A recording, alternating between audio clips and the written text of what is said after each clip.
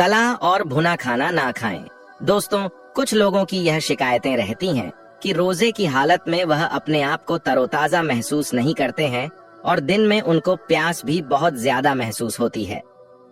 ऐसे लोगों को चाहिए कि वह सहरी के वक्त में ज्यादा तला हुआ और भुना हुआ और ज्यादा मसालेदार खाना बिल्कुल भी ना खाएं। जैसे कि सहरी के वक्त में समोसे, पिज्जा या बर्गर वगैरह बिल्कुल भी ना खाएं और इसके साथ ही सहरी के वक्त में मीठा खाना भी ना खाएं, क्योंकि तला हुआ और मीठा खाना खाने से इंसान को बहुत ज्यादा लगती है और फिर जिस्म को बार बार पानी की जरूरत महसूस होती है। इसके बजाय आप सहरी के वक्त में प्रोटीन, फाइबर और कार्बोहाइड्रेट से भरपूर डाइट ले, जैसे कि दूध, दही और ताजा फलों का ज्यादा से ज्यादा इस्तेमाल करें, क्योंकि इन चीजों को पचाने में पानी की जरूरत नहीं होती है। इस वजह से फिर इंसान को बार बार प्यास महसूस नहीं होती है।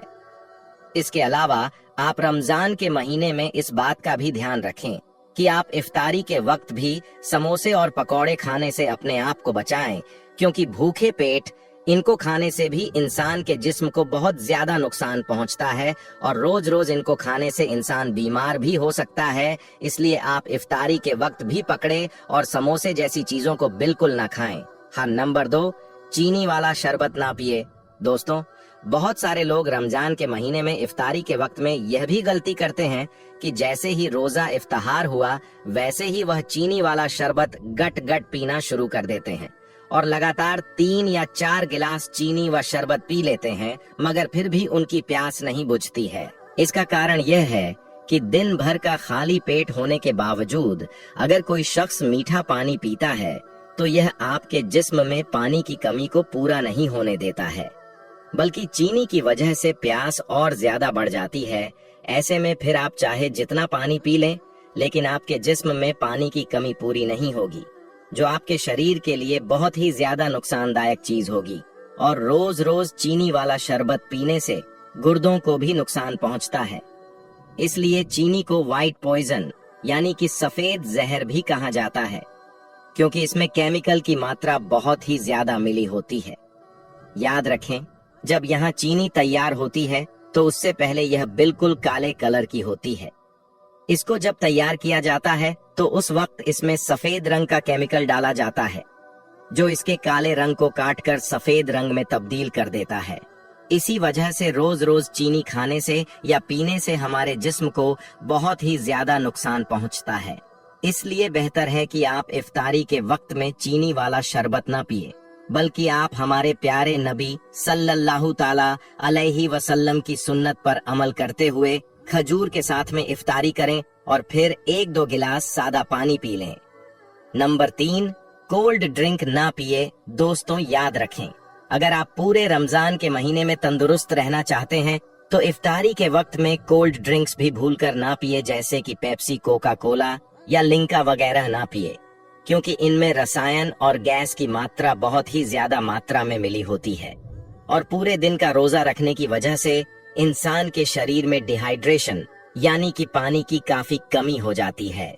ऐसे में अगर आप गैस वाली कोल्ड ड्रिंक्स को पियोगे तो यह आपके जिस्म को बहुत ही ज्यादा नुकसान पहुंचा सकती है और इसके अलावा खाली पेट इनको पीने से गुर्दों को भी बहुत ज्यादा नुकसान पहुंचता है, क्योंकि इफ्तारी के वक्त में गुर्दों को पानी की जरूरत होती है। अब ऐसे में अगर आपने उस वक्त कोल्ड ड्रिंक्स पी ली तो यह आपके गुर्दों के लिए बहुत नुकसानदायक चीज हो सकती है और रोज रोज ऐसा करने से आपके गुर्दे मेज भी हो सकती हैं। इसलिए आप भूलकर भी इफ्तारी के वक्त में कोल्ड ड्रिंक्स ना पिए। इसके बजाय आप इफ्तारी में नींबू पानी या जूस पी लें। यह आपके जिस्म के लिए बहुत ही ज्यादा फायदेमंद चीजें होती हैं। नंबर 4, सफेद चावल न खाएं।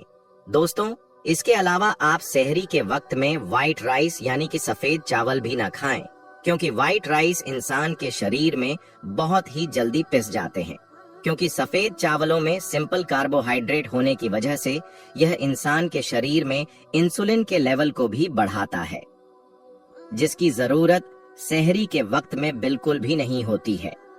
इसलिए याद रखें, सहरी के वक्त में सफेद चावलों को आप भूलकर भी ना खाएं, बल्कि इसकी जगह पर आप ब्राउन चावलों को या फिर चपाती खा लें, क्योंकि इनमें कार्बोहाइड्रेट होने के साथ साथ फाइबर की मात्रा भी भरपूर मात्रा में पाई जाती है।